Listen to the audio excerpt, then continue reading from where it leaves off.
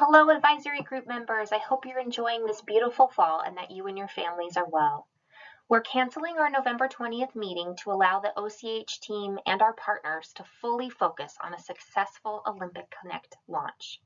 Since we won't be meeting as planned, I wanted to take a few minutes with this video to keep you updated on our progress. And please connect with me if you would like to talk more. First, maybe you've already noticed our new branding showcased here in this beautiful PowerPoint. As you know, we've been working with a marketing firm on key messaging, which you've had several opportunities to practice with, and the visual identity for Olympic Connect, both of which are now ready to share, and we're so excited that you are the first to get a peek. Using our new visual branding as well as the storytelling that came out of our September meeting, we've continued to refine how we talk about Olympic Connect, which I'm going to share next. Olympic Connect provides robust care coordination for individuals with social needs. This includes engagement, action planning, resources and referrals, ultimately working towards successful completion of client-led and client-centered goals, setting clients up for self-advocacy in the future, and ultimately discharge from the program. We've used the stories you all came up with at your September meeting to further illustrate how this will work. So, meet Ashley, a 25-year-old living in Forks, Washington, with her 4-month-old Annabelle. Ashley and Annabelle come to First Step Family Support Center in Forks looking for diapers. And as they're interacting with staff, Ashley shares the following needs. She's a newly single parent with limited social support. She's currently unemployed and has no high school diploma or GED. She's currently living with friends and is unsure how long this situation will last, and she has no primary care for herself or for her baby. Through Olympic Connect, First Step and Ashley complete the online intake form together, and they begin to identify Ashley's needs and goals. Ashley's case is formally assigned to First Step Family Support Center, and there is no delay in Ashley getting started. Ashley and her helper navigate the available resources and services based on her prioritized goals. For Ashley, this looks like getting diapers, connecting to the food bank, signing up for WIC and TANF, accessing the housing resources available to her, and getting connected to primary care for both herself and her baby. Down the line, Ashley identifies she'd like to get connected to a GED course. First Step tracks Ashley's outcomes and ensures she doesn't fall through the cracks throughout her journey. Once Ashley's goals are achieved, she is discharged from the program. Next, meet Bob, 50-year-old living in Port Orchard. Bob is screened for social needs at a primary care doctor visit, and on his screening, he identifies his needs are healthy diet and lifestyle, food insecurity, difficulty paying for utilities, and social isolation. Through Olympic Connect, Bob's primary care provider refers him. His case is assigned to the Pearson Kitsap YMCA, who has expertise in social isolation, food needs, and utility programs in South Kitsap. Bob and his trusted helper identify and prioritize his needs and navigate the local resources and services. For Bob, this looks like getting connected to the food bank, signing up for utility assistance programs, gaining access to a YMCA membership for social connections and healthy lifestyle, and enrolling in the diabetes prevention program. Bob's helper tracks his outcomes and ensures that he doesn't fall through the cracks. His goals are achieved and he's discharged. Meet Charlie, 14-year-old living in Port Townsend. Charlie has recently been skipping classes and is generally disengaged at school. The school-based services connects with Charlie, where he shares his family is recently homeless and living out of a car. He's experiencing food insecurity and generally feeling anxious and depressed. The school-based services build trust with Charlie and connect with the family. Together, the school and family call Olympic Connect, where their case is assigned to the Olympic Peninsula YMCA, who has expertise working with families in East Jefferson. The family and their trusted helper identify and prioritize their needs and navigate the local resources, including housing, the food bank, financial assistance, behavioral health treatment, and opportunities for healthy social connections.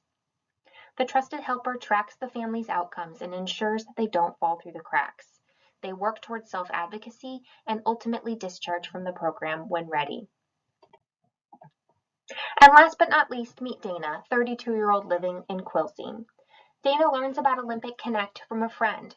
and she calls the local phone number seeking help for housing, support in her recovery, feeling depressed, and currently Dana is unemployed. She needs childcare and transportation in order to effectively seek a job. Olympic Connect shares how the process works with Dana and assigns her case to the Quilcene Fire Cares team, who has expertise in South Jefferson. Dana and her trusted helper identify and prioritize her goals. Together they navigate the local resources, and for Dana this looks like getting connected to available transportation services, signing up for affordable childcare, connecting with employment assistance, connecting with recovery support as well as mental health treatment, and signing up for housing resources. The trusted helper tracks Dana's outcomes and ensures that she doesn't fall through the cracks. Dana identifies her needs are met, and she's then discharged from the program. There are many ways to partner with Olympic Connect, from learning more to becoming a champion, like all of you on this advisory group. The OCH team has been busy. We're fully focused on preparing for the full Olympic Connect launch, and I'll share some key updates with you next. The first funding opportunity OCH released this year was to identify the care coordination partners, those who will contract with OCH and provide the care coordination for social needs under Olympic Connect. OCH received over 30 applications requesting over 90 community-based workers, and we were incredibly overwhelmed and grateful at the high level of interest from our partners. Through a thoughtful application and review process, OCH is now going to contract with 12 partners across all reaches of the Olympic region for care coordination. We're working on the necessary steps to execute these contracts and preparing for care coordination partner onboarding, which will include 18 hours of required training. Partners will have opportunities to complete the training in November, December, and January, and can begin providing services under Olympic Connect once training is complete.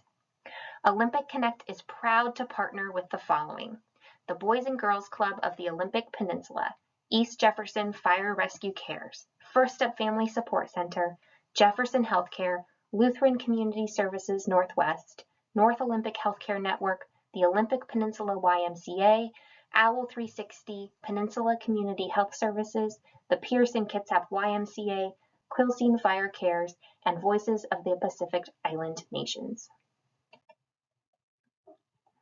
OCH's second funding opportunity to expand and enhance access to social care application and decision process is underway.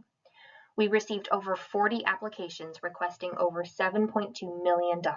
This funding opportunity has a $1.5 million limit.